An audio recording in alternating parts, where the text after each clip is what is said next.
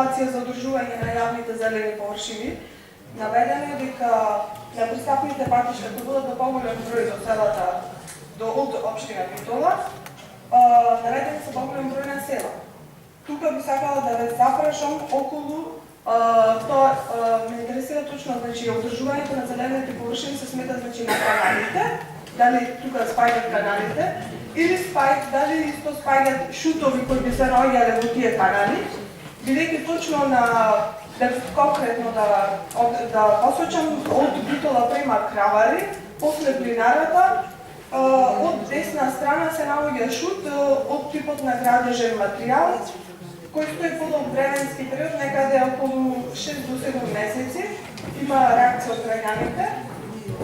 Ова го посочува, пак ќе кажам, не е било кој тип на канал, тој е главниот канал кој ја спајува општина Битола со грчка граница, каде при дождливо време ние имаме последица со поплавите. А истиот тој канал има потреба да представувам некоја галерија овде, бидејќи може на лице место да се види во каква состојба е. Самиот шут веќе води и до самиот пат, што значи дека може да биде пречка и на самите автомобили кои се движат на таа релација.